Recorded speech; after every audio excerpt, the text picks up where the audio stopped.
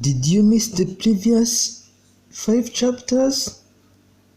Well, of course you missed, but there is still a chance to recover. Just go and review the previous 5 series so that you can be on the same line. But of course, I remind you to click, share, subscribe so that you will not miss all the chances of watching the next coming series. Of course, let's proceed with our chapter or our series 6, which is titled How to Use the Will. To set about getting rich is in a scientific way. You do not try to apply your willpower to anything outside of yourself. You have no right to do so anywhere. It is wrong to apply your will to other men and women in order to get them to do what you wish done. It is a flagrantly wrong to see people by mental power as it is to see them by physical power. If comparing people by physical force to do things for you reduces them to slavery, comparing them by mental means accomplishes exactly the same thing. The only difference is in the method. If taking things from people by physical force is robbery, then taking things by mental force is also robbery. In principle, there is no difference. You have no right to use your willpower upon another person, even for his own good, because you don't know what is good for him. The science of getting rich does not require you to apply power or force to any person in any way whatsoever. There is not the slightest necessity for doing so. Indeed, any attempt to use your will upon others will only tend to defeat your purpose.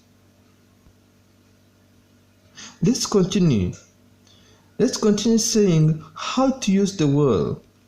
You do not need to apply your will to things for them to come to you. That would simply be trying to coerce God and would be foolish and useless as well as irrelevant. You do not have to compel God to give you good things any more than you have to use your willpower. To make the sun rise, you don't have to use your will power to conquer any unfriendly deity or to calm stubborn and rebellious force to do your bidding. The thinking substance is friendly to you and is more anxious to give you what you want than you are to get it.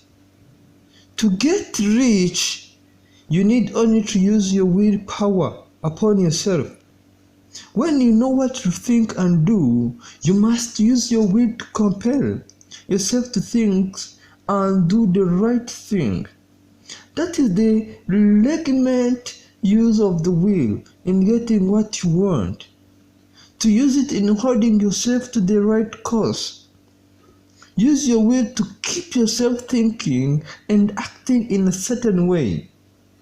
Do not try to project your will or your thought or your mind out in space to act on things or people.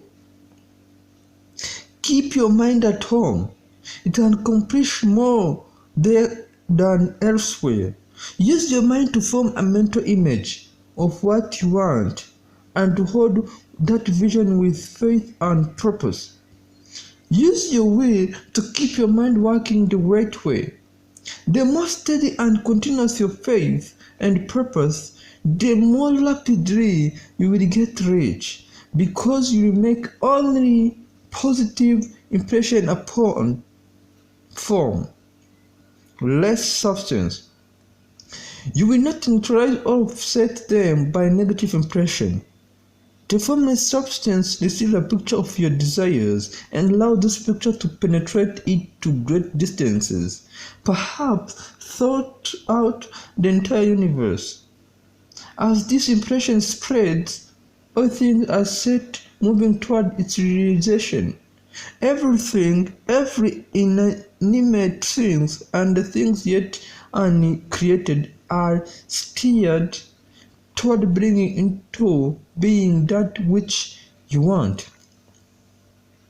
All force begin to be exerted in that direction. All things begin to move toward you. The mind of people everywhere are influenced toward doing the things necessary to fulfilling your desire. And they work for you unconsciously. But you can check all this by starting a negative impression in the formless substance.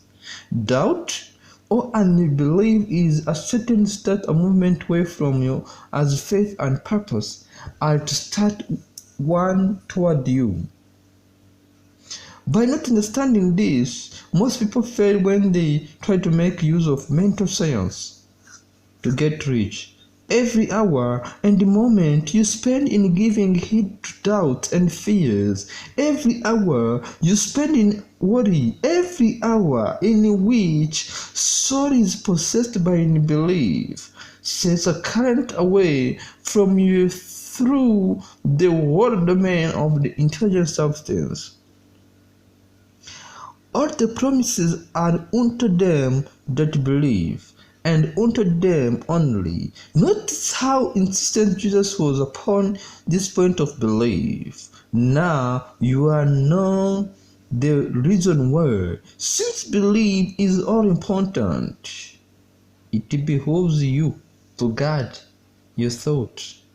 And as you believe, will be shaped to a very great extent by the things you observe and think. Thank you so much. I remind you to click subscribe and also to click share so that you can also invite your friend, and don't miss. There are more to come. How can you miss? How can you make your friend miss? No. Let's meet in the second series. Thank you. See you.